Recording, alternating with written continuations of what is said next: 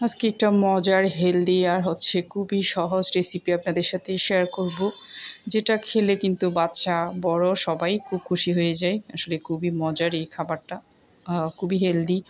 এটা বাচ্চাদের টিফিন হিসাবেও দেওয়া যায়, আবার অফিসেও কিন্তু আপনারা চাইলে দিতে পারেন নাস্তা হিসাবে। যাই হোক, চলেন দেরি না করে আমি রেসিপিটা দেখে নিই। খুবই হেলদি একটা খাবার। প্রথমে আমি 2টা ডিম নিয়ে নিয়েছি একটা বোলে। এই যে ডিম 2টা নিয়ে তারপর এখানে আমি কিছু ইনগ্রেডিয়েন্ট দিব।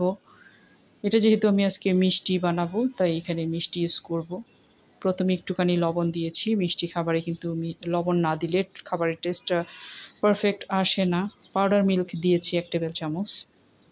আপনারা চাইলে তরল দুধ দিতে পারেন, 1 কাপ পরিমাণে তরল দুধ দিয়ে দিতে পারেন এখানে। তারপর চিনি দিয়েছি 1 টেবিল চামচ। চিনি যে যতটুকু খান, বেশি খেলে একটু বেশি দিতে পারেন। তারপর এখানে আমি একটুখানি পানি দিয়ে দিয়েছি, যেহেতু আমি তরল দুধ দেইনি, পাউডার মিল্ক দিয়েছি। একটু পানি দিয়ে এটা খুব ভালো করে গুলে নিতে হবে। চিনিটা যাতে মিশে যায় আর কি, সেভাবে একটু গুলে নিতে হবে। দেখতে পাচ্ছেন আমি একটা কাঁটা চামচ দিয়ে খুব ভালো করে এটা বেশ কিছু সময় নিয়ে ফেটে নিয়েছি। চিনিটা যখন মিক্স হয়ে গিয়েছে, তখন আমি এদিকে একটা ফ্রাইং প্যান তুলে দিয়েছি চুলায়। ফ্রাইং প্যানে এখন আমি দিয়ে দিচ্ছি প্রথমে দানাদার ঘি। আসলে এই দানাদার ঘিটা কিন্তু খুবই মজার, খুবই ফ্লেভারফুল, আসলে মজার। এখন আমি 1 টেবিল চামচ ঘি, তারপর 1 টেবিল চামচ তেল আমি একসাথে মিক্স করে দিচ্ছি। আপনারা চাইলে শুধু ঘিতেও ভাজতে পারেন অথবা বাটার দিয়েও ভাজতে পারেন, কারণ ঘি খাওয়া আসলে খুবই প্রয়োজন, বাচ্চাদের জন্য খুবই দরকার। ঘি কিন্তু আপনার দৃষ্টিশক্তি প্রখর করে, আবার ব্রেনটা আর কি, ব্রেন শার্প করে, চোখে দৃষ্টিশক্তি বাড়ায়।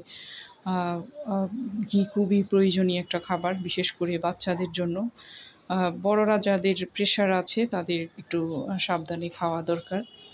যাই হোক, এই যে আমি এখন ফ্রাইং প্যানে একটা একটা করে ডুবো তেলে এভাবে করে চুবিয়ে সবগুলো দিয়ে দিচ্ছি। দেখতে পাচ্ছেন, একটু ভালো করে চুবিয়ে নিতে হবে, যাতে ব্রেডের মধ্যে একটুখানি ডিমের যে লিকুইড, সেটা ব্রেডের ভিতরে স্যুপ হতে পারে আর কি, আর না হয় কিন্তু শক্ত থাকবে, খেতে ভালো লাগবে না। কিছু সময় আমি এভাবে করে ব্রেড ডিমের মধ্যে ভালো করে চুবিয়ে নিয়েছি। তারপর আর কি, এই যে এভাবে করে আমি এপিট উপিট করে সুন্দর করে ভেজে নিব। লো হিটে ভাজবেন আস্তে আস্তে, যাতে ভিতরটাও ভালো করে হয়। হাই হিটে ভাজতে গেলে দেখা যাবে পুড়ে যাবে, আবার ভিতরটা ভালো করে হবে না, খেতেও ভালো লাগবে না। এক পিঠ যখন একটু ব্রাউন হয়ে গিয়েছে, দেখেন আমি অপর পিঠটা উল্টে দিচ্ছি।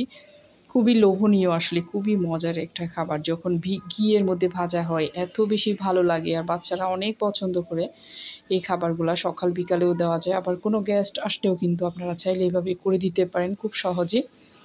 আর যারা বয়স্ক আছে, যাদের দাঁত নেই, আসলে খেতে পারে না ওরকম, তাদেরকে এইভাবে করে ভেজে দিলে খুব মজা করে তারা খেতে পারে এই ব্রেডগুলা। যেহেতু ঘি কিংবা বাটার দেওয়া থাকে, এটা কিন্তু খুবই হেলদি, খুবই এনার্জেটিক। দেখেন আমি এইভাবে করে আর কি সবগুলো ভেজে নিব। আমি একটু চেপে চেপে মোটামুটি সবগুলা গোল্ডেন করে ভেজে নিচ্ছি।